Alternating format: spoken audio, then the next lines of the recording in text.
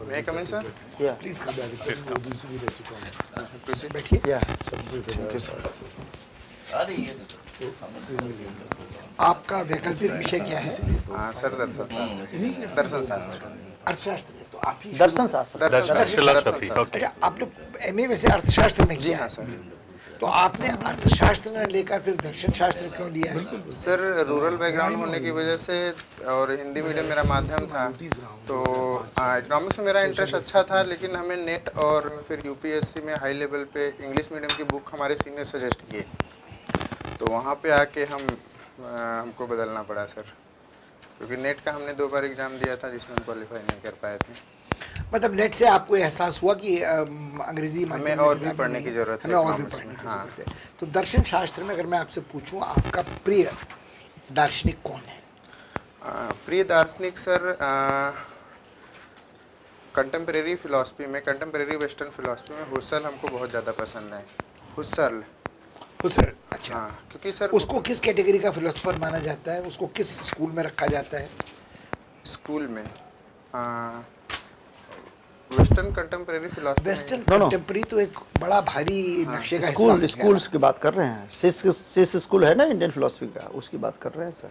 वो किस, आप उसको किस कैटेगरी में रखेंगे? वो मार्क्सिस्ट है, एग्जिस्टेंशियलिस्ट है, फिनोमेनोलॉजिकल है, मैथमेटिकल है, लिंग्विस्ट है, क्या है? हाँ आपने सर। अब तो आप जब कहते हैं कि मेरा प्रिय दार्शनिक है, तो आपको कम से कम इतनी तो जानकारी होनी चाहिए कि वो किस श्रेणी का है, किस विधा का दार्शनिक है। अच्छा, आप ये मुझे बताइए, एलन नॉर्थ व्हाइटहेड किस कैटेगरी के दार्शनिक थे? माफ कीजिए सर, इस बारे में जानकारी। अच्छा, एक टेस्ट मैच हुआ था, जी हाँ सर। तो सुनील गावस्कर साहब ने 221 बनाए थे शायद, ओवल में टेस्ट मैच हुआ था। जी हाँ। वो तो खैर महान है, हम ही हैं, उनका तो नाम हर जगह लिया जाता है।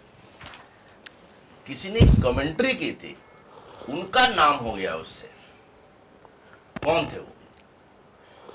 मतलब वो कमेंटेटर ने, उनका नाम ही अलग से होगा, जस्ट कि उन्होंने ओवल टेस्ट मैच में ऐसी कमेंट्री की थी।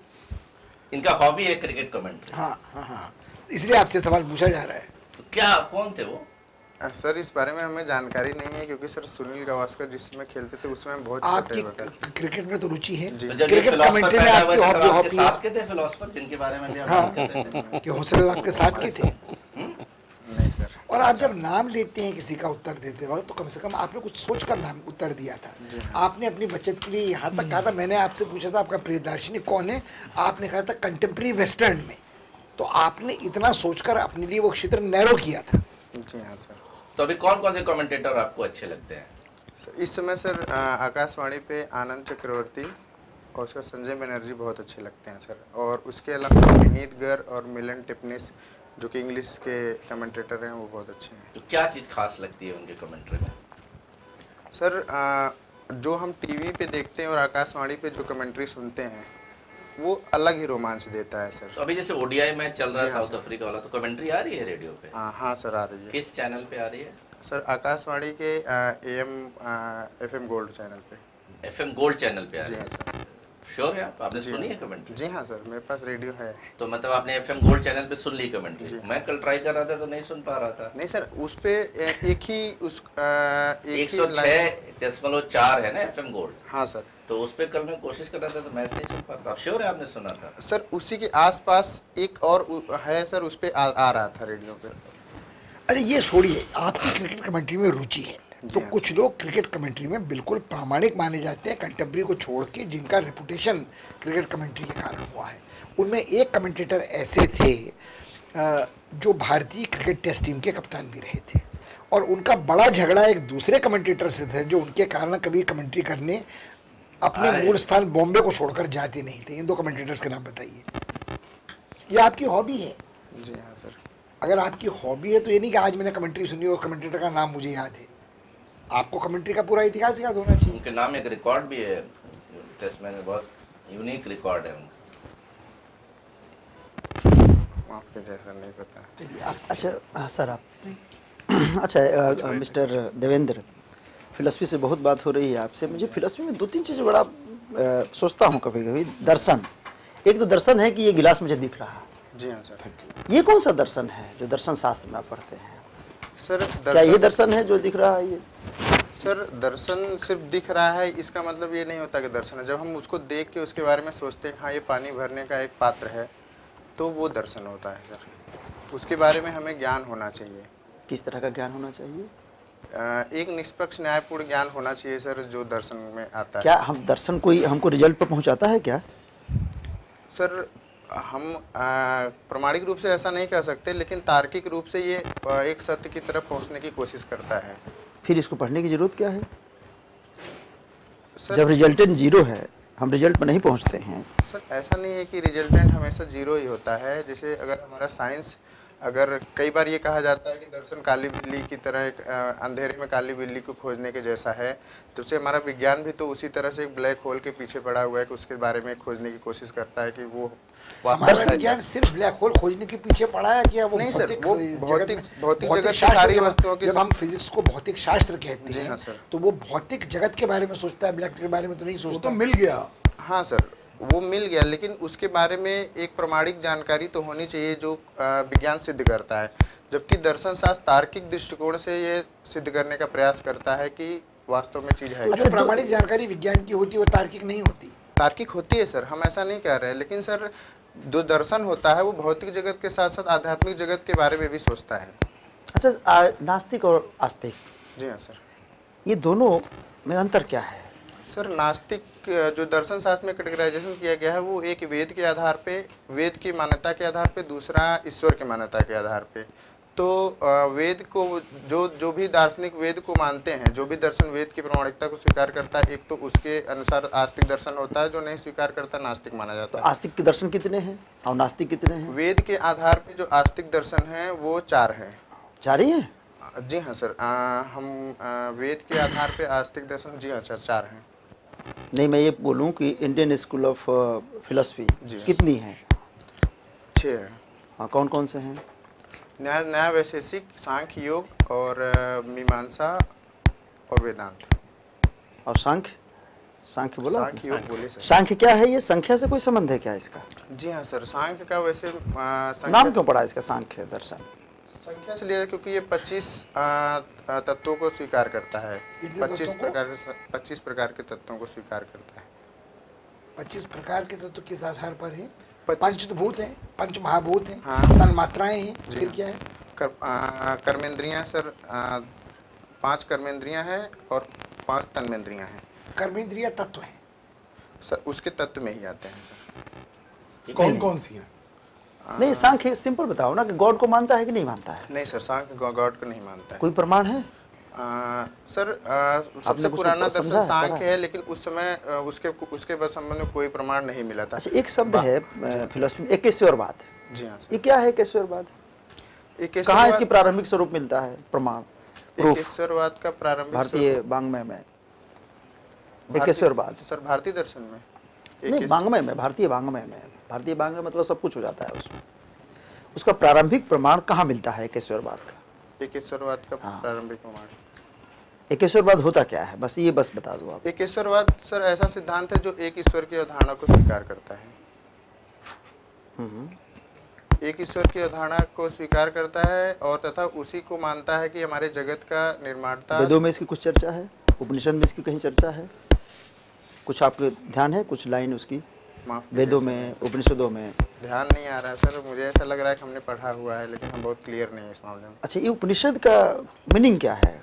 सर उपनिषद का उप प्लस निषद 2 शब्दों से बना है, जिसका तात्पर्य होता है कि शिक्षक के समीप बैठकर ज्ञान प्राप्त करना। किसके बारे में ज्ञान प्राप्त करता है? सर शिक्षा ग्रहण करना, मेनली शिक्षा ग्रहण करने से। गीता का गीता नाम क्यों पड़ा? क्यों नहीं कुछ और नाम पड़ा? गीता विश्व विख्यात है, तो गीता ही क्यों नाम पड़ा उसका? गीता कुछ नाम रखने के पीछे तर्क होगा ना, गीता ही क्यों नाम रखा गया? और गीता को आप दर्शन शास्त्र में कहाँ रखते हैं? उसका स्थान निर्धारित कहाँ करेंगे आप? यदि कोई पूछे कि गीता जो है दर्शन शास्त्र में, उसकी क्या भूमिका है गीता की? सर गीता का दर्शन सर एक अलग दर्शन है, भारतीय दर्शन ही माना जाता है। भारतीय दर्शन में गीता का एक अलग दर्शन हम कह सकते हैं। कैसे भारतीय दर्शन क्या है और उसमें गीता अलग कैसे है? उसके बारे में लोगों की मान्यता तो होगी।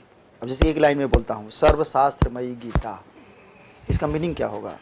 क्योंकि आप दर्शन शास्त्र के सभी विद्यार्थी आप लोग शास्त्रों का संस्कृत पढ़ना संकलन होता गीता है। है? सभी शास्त्रों को मिला के गीता बना है। चलिए अब आप बताइए डिमोनेटाइजेशन कब हुआ और क्यों हुआ, इससे आप क्या समझते हैं?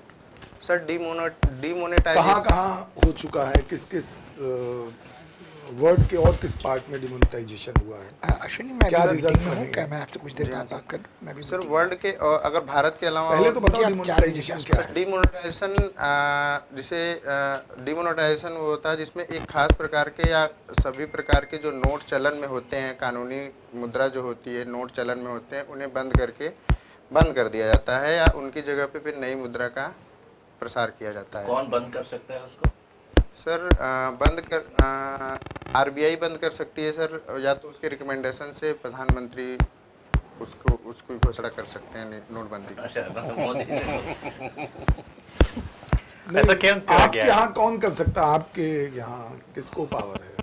सर आरबीआई को। लेकिन घोषणा तो मोदी जी ने की थी।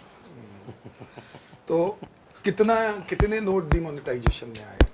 अब you know the exact? Sir इसका अभी कोई कितने नोट आए, या कोई आधिकारिक फिगर आ चुका है? बंद ये कितने जानना किए चाह गए? रहे हैं। बंद कितने किए गए? सर बंद 86% मुद्राएं जो 500 और 1000 रुपए के क्या नोट आरबीआई का थे, कोई आधिकारिक आंकड़ा आया है इसको लेके? 98% दोनों प्रकार के नोटों का वापसी हो चुका था सर। यह आरबीआई का आधिकारिक आंकड़ा है। सर ये हम बहुत एग्जैक्ट नहीं कह सकते, एक अनुमानित आंकड़ा बता सकते हैं। अच्छा, विश्व के और किस किस देशों में ऐसा हुआ? 2015 में पाकिस्तान में हुआ था, लेकिन उसने वापस ले लिया था नोटबंदी। और इसके अलावा दक्षिण अमेरिका महाद्वीप में एक देश था सर, उसका एग्जैक्ट नाम हमें नहीं पता है। जब पता नहीं है तो मत बोलो कि हमको कुछ याद नहीं है। देखो ऐसे जो नहीं याद है उसको साफ साफ बता दो कि हमको नहीं याद। आप इसमें क्लियर नहीं है इसमें इसको। क्यों किया गया है? क्योंकि आपका इकोनॉमिक्स की जी सब्जेक्ट हाँ है। क्यों किया गया है, उसके रिजल्ट क्या रहे? We have achieved the result and क्या आप क्या कारण है? सहमत है? मतलब और अगर जोड़ दिया जाए तो उसमें सहमत है आप जो किया गया हो? आपका क्या व्यू है, आप बताइए। मुझे ऐसा लगता है कि नोटबंदी सही रहा है, क्योंकि सर जिस तरह से भारत की इकोनॉमी में जाली मुद्राएं फैली हुई थी, उसके अलावा और भी कई तरह की फंडिंग चल रही थी जो कि बाहर से या नक्सलाइट फंडिंग हो रही थी, उसको बंद करने के लिए बहुत ज़रूरी था। तो बंद हो गए? इसके अलावा जाली नोट बंद हो गए?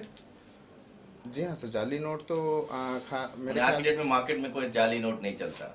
नहीं सर, आ तो चुका है सर, क्योंकि कई ऐसे मामले आए हैं देखने के लिए, क्योंकि ऐसे मामले कई देखने को मिले हैं सर। कितना परसेंट नोट तो जाली फिर मांग इस सर के प्रश्न का उत्तर आगे बढ़ाइए, फिर इसका मतलब सर क्या इसका हुआ? कोई खास आंकड़ा तो नहीं था। है? खैर छोड़िए, वो तो आरबीआई ने दिया है वो रिपोर्ट्स, बट ये I बताइए think किस लिए RBI किया said कि गया? they are still counting. हाँ, आप जब भी A बताइए day before only they on said. the basis of the जाली government नोट and वाला जो है RBI report लेस बताइए। देन हाँ, but they are saying they are still counting, then they'll give the official 3% figure. Sir 2% के आसपास। Yes. खैर छोड़िए, वो बात नहीं। क्यों किया गया ये बताइए। अब ये तो फैक्ट्स ठीक है। जो इसका क्या अभिप्राय क्या था? प्रधानमंत्री ने जो अनाउंस किया, क्या बेसिक ऑब्जेक्टिव्स थे? बेसिक ऑब्जेक्टिव ये था सर, एक तो भ्रष्टाचार को खत्म करना, दूसरी तरफ ये था कि एक करके भ्रष्टाचार, का चलिए। खत्म करना। हाँ, दूसरा दूसरा सर भारत की इकोनॉमी को कैशलेस से डिजिटल इकोनॉमी में चेंज करना। ये अनाउंसमेंट में था? अनाउंसमेंट में नहीं था सर, नवंबर के अनाउंसमेंट नहीं सर ये नहीं वही था। बताइए जो नवंबर में क्या अनाउंस किया था प्रधानमंत्री ने? किस लिए हम ये ऐसा इतना बड़ा 3-4 पदक्षेप ले स्पष्ट रहे हैं? कारण दिए थे ना। क्या कारण दिखाया था उसमें? आपने स्टडी नहीं किया है, मेन बात ये है, उसको पढ़ नहीं, लेना। सोच के बताइएगा। सोच के बताओ, वो तो कॉमन बात है। एक तो सर भ्रष्टाचार, दूसरी आतंकियों के लिए जो फंडिंग होती थी वो, तीसरी नक्सलाइट के लिए जो फंडिंग होती थी वो, और चौथी चीज़ ये माना जाता था कि भ्रष्टाचार में जो भी पैसे वो कैश में ही हैं। नहीं, वो तो हो ही गया, आप उसको बोलो काला धन। हाँ, ये भी एक कारण था सर। काला धन ठीक बोलो है, ना, काला धन एंड ये जाली नोट वाला भी। काला धन का प्रयोग करो ना, तो ब्लैक ये सब मनी। अचीव हो गया आपको लगता है? सर अगर इस मामले में अगर हम कहें तो पूरी तरह से हमें कहा नहीं जा सकता कि क्योंकि जो कैश में था वो किसी और भी चीज़ में भी कन्वर्ट किया जा सकता है, तो हम पूरी तरह से नहीं कह सकते कि सब अचीव हो गया। कितना नंबर दोगे आप 10 में? डिमोनेटाइजेशन हुए 1 साल से ऊपर हो जी गए, हाँ सर। आपको एज ए एक्सपर्ट हम माने तो आप कितना नंबर देंगे कि कितना हमने उसको अचीव कर लिया है और उसका फ्रूटफुल रहा है अभी तक? मुझे लगता है अभी तक 6 नंबर देना चाहिए सर। अच्छा, इससे कुछ प्रभाव पड़ा सर इकोनॉमी पे? इकोनॉमी में जहाँ पे जो ऐसे सेक्टर्स कुछ थे जो कैश पे बेस्ड पे ही चल रहे थे, वहाँ पे इसका बहुत ज़्यादा प्रभाव पड़ा कौन है। से सेक्टर? जैसे सर मैन्युफैक्चरिंग में या जो डोमेस्टिक लेवल पे काम एक करते थे। मिनट, मैन्युफैक्चरिंग में, हाँ ओके ठीक है। जो अनऑर्गेनाइज सेक्टर में हाँ काम करते थे। अनऑर्गेनाइज सेक्टर, क्योंकि भारत का मैन्युफैक्चरिंग में 80 क्या इसमें नहीं चलता है?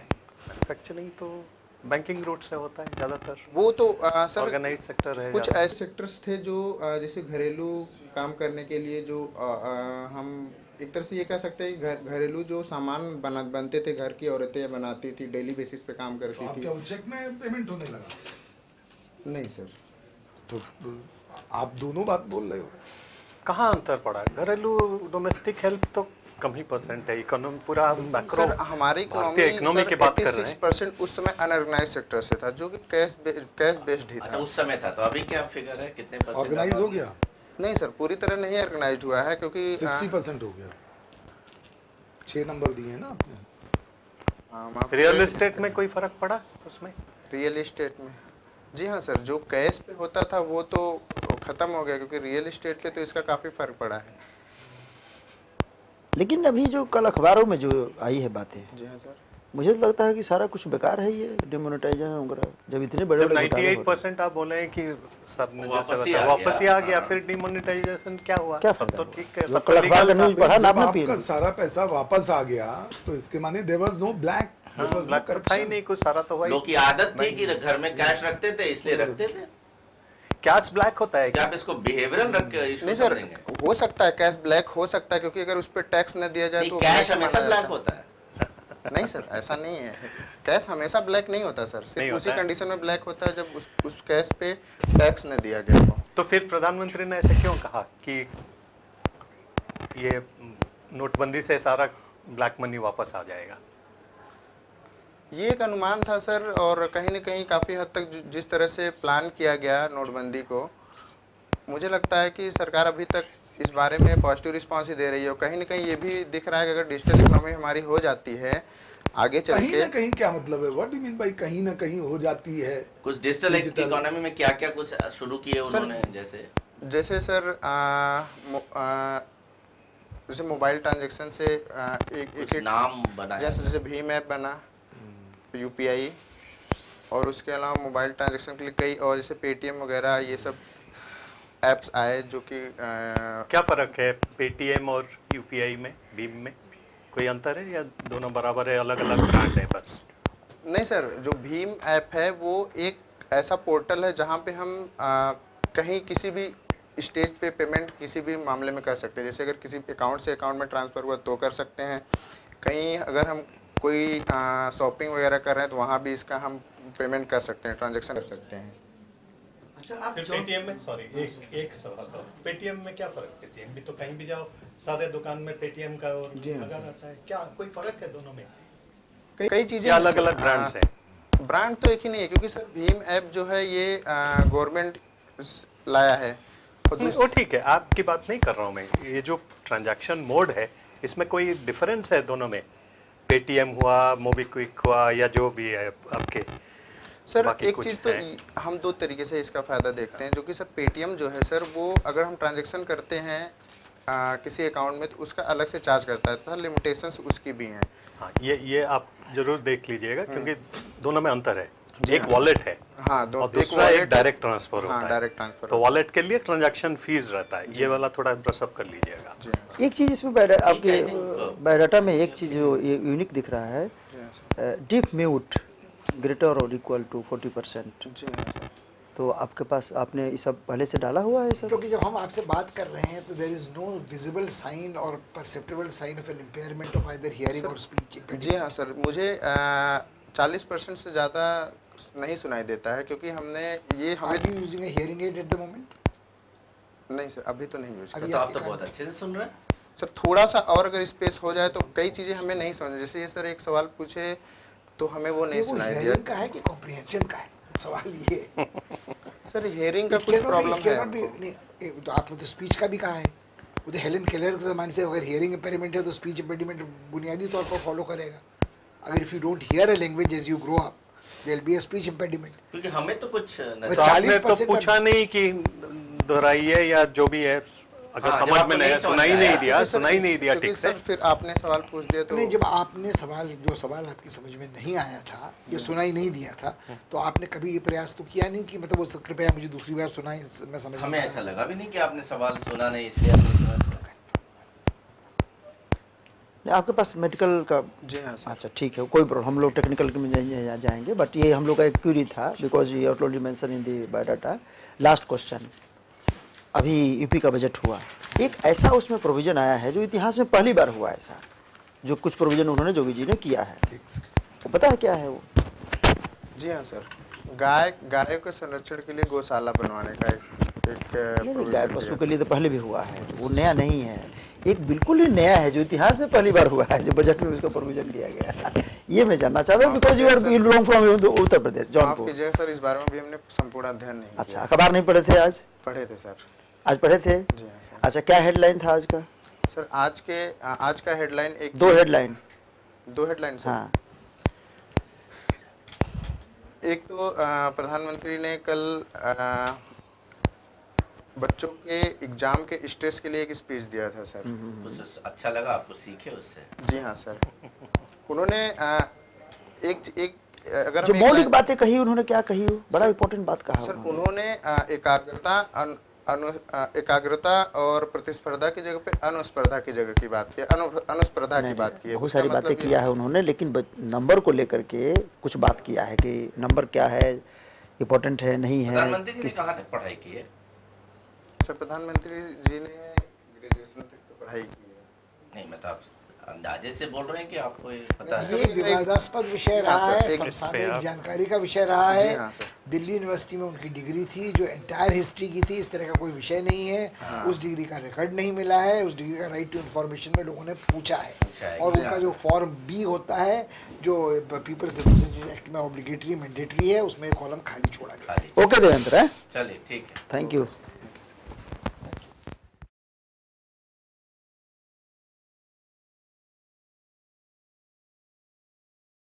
पहले से तो बहुत इम्प्रूव है, पहला बात। जी हाँ सर। थैंक्स कि तुमने अच्छा किया आज, पहली बार तुम तो बोलते। जी हाँ सर, उस समय तुम फील किए होगे कि आज हाँ थोड़ा ठीक हुआ है, लेकिन एक जगह हमको भी कमियां लगी और सर को भी कमी लगी और मुझे भी, कि जैसे कि फिलॉसफी का बेसिक चीज़ है, जैसे केशवरवाद मैंने बात की।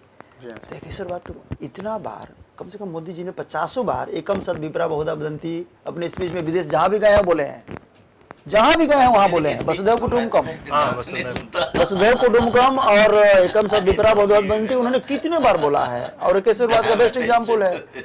मैंने उपनिषदों में क्या चर्चा है, मैंने ये भी पूछा, उपनिषद का जो ईशावासो उपनिषद का पहला ही मंत्र ही है, ईशावासम इदम सर्वम। इसमें सर लेकिन एक जैसे बोलेंगे तुम्हें देवेंद्र, थोड़ा जब नहीं भी पता हो ना, तो जैसे हमने पूछा कि बहुत सिंपल सा क्वेश्चन था, क्वेश्चन का ही कोई मतलब नहीं था, मुझे कमेंट्री कल कहाँ आ रही थी, तो तुमने बोला FM गोल्ड पे, FM गोल्ड 106.4 का चैनल है और कमेंट्री आ रही थी 102.6, ठीक है, 106.4 पे टेस्ट मैच की कमेंट्री आ रही थी। ये अंदाज लगा के बोला है, ये इसको पता नहीं था। नॉर्मली सर FM गोल्ड पे ही आता है। नहीं, नॉर्मली आता नहीं है, तुम तो बोले कि सुने। मैं सारे कामों के बीच भी दिन भर बैठ के कमेंट्री सुनता हूँ, मैं चाह रहा हूँ। हम लोग का कहने का मतलब ये है कि जो डाइवर्ट जाने में बोलना ही नहीं है, चूंकि उसमें निगेटिव चला, वो इम्पोर्टेंट नहीं है कि वो किस पे आती है, भाई नहीं आती, हम नहीं सुने, हमने पहले से बहुत इंप्रूवमेंट है, लेकिन फिलॉसफी को थोड़ा सा बेसिक फिलॉसफी मेरा तो यही सजेशन रहेगा कि बिना जाने उसको नहीं। पिछले बार भी फिलॉसफी मैंने पूछा था, उसमें तुम डाउन थे, अभी भी इम्प्रूवमेंट स्लाइट है, बट अभी भी वो चीजें नहीं आ रही है जो आनी चाहिए। फिलॉसफी से क्वेश्चन होगा, गेस थोड़ा कम करो, फिलॉसफी से क्वेश्चन आएगा, वो एविडेंट था, थोड़ा गेस करने वाला जो था वो थोड़ा जरूरत ही नहीं है, नहीं है तो नहीं है, नहीं आता है, ऐसे कौन सी बात ऐसे। अच्छा, इस बार अच्छा किए हो तुम, हाथ मूवमेंट नहीं किए हो, आई कॉन्टेक्ट भी ठीक रखे, बोले अच्छा, थोड़ा सा करने के बारे में बता दीजिए। कभी कभी मुझे लगा, कभी कभी बीच बीच में मुझे फील हुआ है, जो मैं ध्यान दे रहा था, सर भी एग्री करेंगे, कभी कभी तुम कैजुअल अप्रोच में आ जा रहे हो, ये हुआ था बीच बीच में। कैजुअल अप्रोच मतलब आराम से, बाकी ये हॉबी वाला तो मैं देख लिया, आप सब लोग हॉबी एकदम जब बात करो ना, एकदम जैसे मैं कैसे बात कर रहा हूँ, धारा प्रवाह, फ्लुएंट कम्युनिकेशन आता हूँ, communication skill one of the major parts for the interview. Sir वैसे तो मैं बहुत ठीक से बोल लेता था, लेकिन आज सर मेरे को अचानक बुला लिया गया कि 10 मिनट के अंदर नहीं, लेकिन तब भी तुम ठीक हो, बहुत इम्प्रूवमेंट है सर तो बहुत ज्ञान की बातें कर रहे हैं, बट मेरा सिर्फ एक सजेशन है कि नहीं आता है तो नहीं आता, बस उसको बोल दो, नो सॉरी सर। बहुत ज्यादा जो ये अंदाजे मारने वाला ना कि लग गया तो चौवा, वो मत करो। यदि ऐसा कर लिया ना तो सिलेक्शन पक्का है तुम्हारा। One has to be really मैं अभी बोल रहा हूँ, इतना तुमने पिकअप कर लिया दूसरे मॉक में, कहीं और मॉक देने गए थे क्या? एक जगह बस वो परसों दिए थे सर। रिस्पेक्ट करो। जी हाँ सर। जितना हम लोग आप में कमियां निकाल हाँ। सकते हैं वो आप उतना इम्प्रूव कर लोगे। मैं ऑप्शनल पेपर का दोबारा लिख रहा हूँ। जी हाँ सर। Isn't it? मैं बस वही, मेरा तुम्हारे में बहुत है गैस, एकदम हवा में नहीं, एकदम जी हाँ sir. once you are confident enough then answer। जैसे देखिए, करनी चाहिए क्योंकि इतने बोर्ड मेंबर इतने अनुभवी बैठे हुए मैं हैं आपको एक बात बताऊं, जो आपको 1 मिनट में पकड़ लेंगे। What's his name? His name is Devendra. Devendra, जैसे डिमोनेटाइजेशन है तो आपको जब बोलना है तो प्राइम मिनिस्टर क्या बोले